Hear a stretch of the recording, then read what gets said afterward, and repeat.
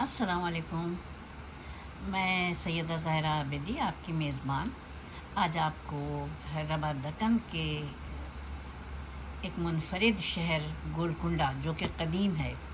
حیدرآباد دکن تو جدید شہر تھا نا، بعد میں بسایا گیا تھا، پہلے تو گولکنڈہ تھا۔ تو آج گولکنڈہ کے بارے میں بتاؤں گی۔ شروع کرتی ہوں۔ بسم اللہ الرحمن الرحیم۔ رب اشرح لی صدری ویسر لی امری واحلل عقدۃ من لسانی یفقہوا قولی۔ جناب یہ قلعہ گولکنڈہ، اس کے وسیع دامن میں ایک ہے باغ ابراہیم۔ اس باغ ابراہیم میں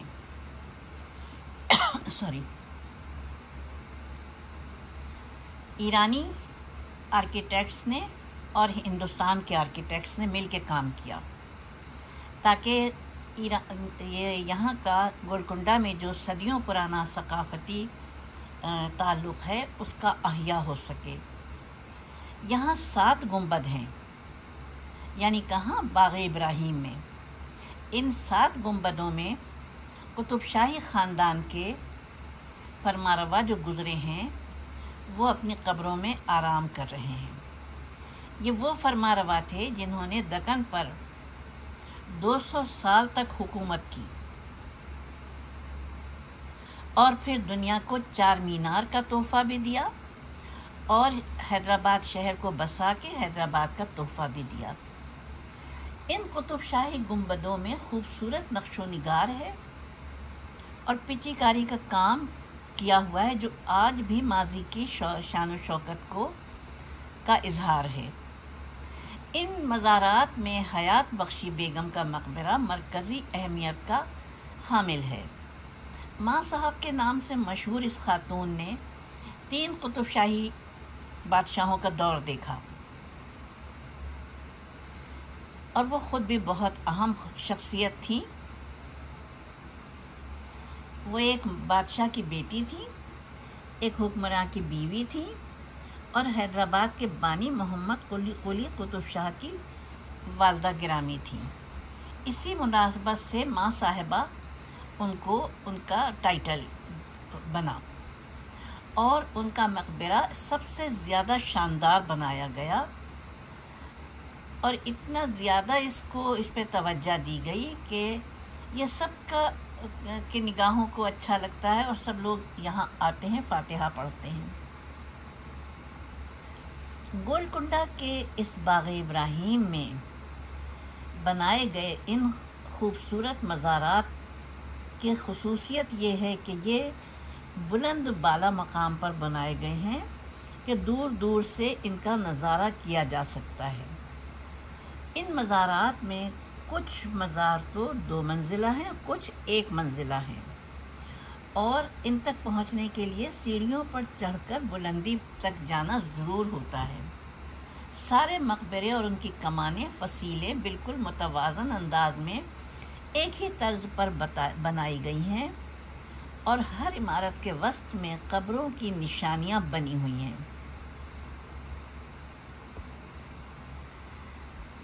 اب دیکھیے، ریاستی حکومت یعنی ہندوستان کی حکومت ایران کی حکومت کے ساتھ مل کے اپنے ثقافتی ورثے کو کیسے محفوظ کر رہی ہے۔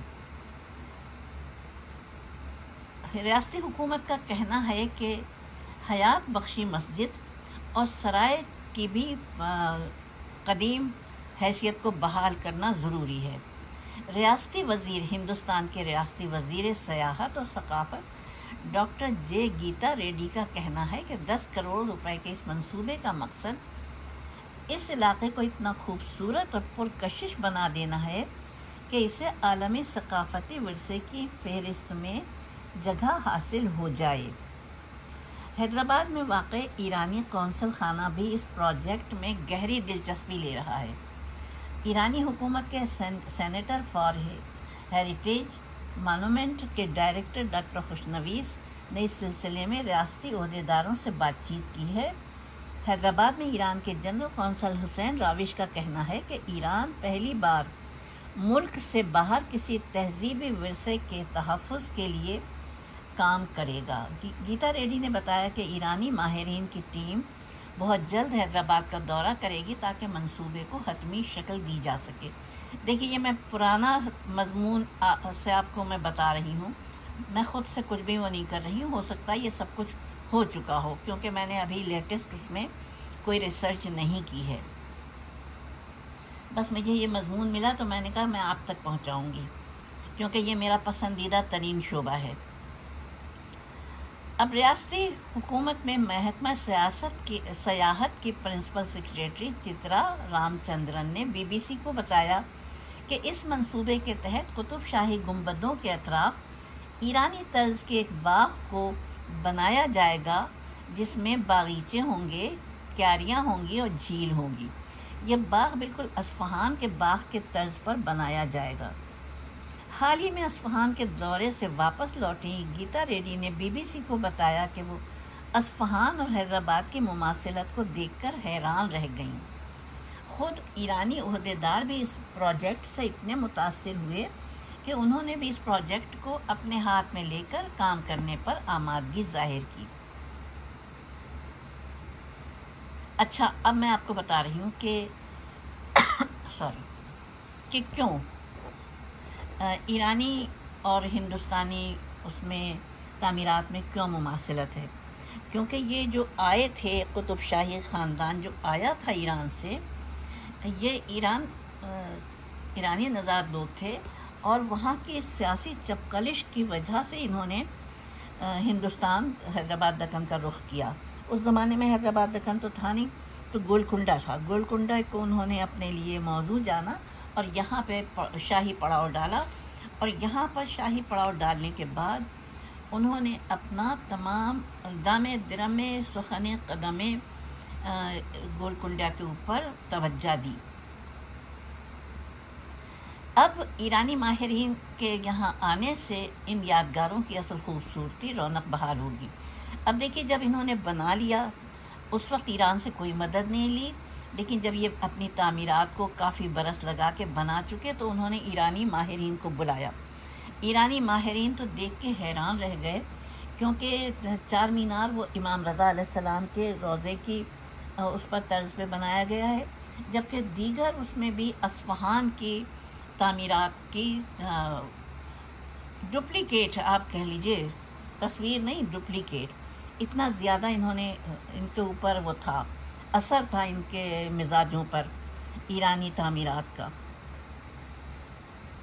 بہرحال چونکہ یہ ایک انتہائی خوبصورت منصوبہ ہے جس میں کہ دنیا کے ماہرین، دنیا کے سیاح یہاں آئیں گے، ماہرین آئیں گے دیکھنے کے لیے یہاں کے ہنرمندی، سیاح آئیں گے یہاں کا حسن دیکھنے کے لیے، تو قلعہ گولکنڈہ جو ہے وہ بہت ہی تاریخی ورثہ ہے، اس کا تحفظ کیا جانا ہے۔ قلعہ گولکنڈہ کو مختلف ادوار میں مختلف وہاں کے جو گزرے ہیں فرما روا، انہوں نے اپنے اپنے طور سے اس قلعے میں ایڈیٹنگ کی، کچھ اور بنوایا، اس طرح سے قلعے کو چار چاند لگا کے رکھا۔ وہ قلعہ جو پہلے کچی مٹی کا تھا وہ پختہ مٹی میں کیا اور اس میں اضافے بھی کیے۔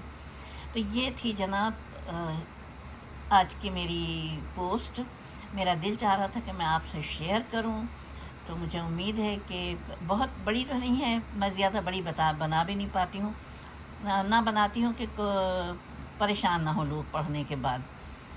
تو اب مجھے اجازت دیجیے، خدا حافظ و ناصر، فی امان اللہ۔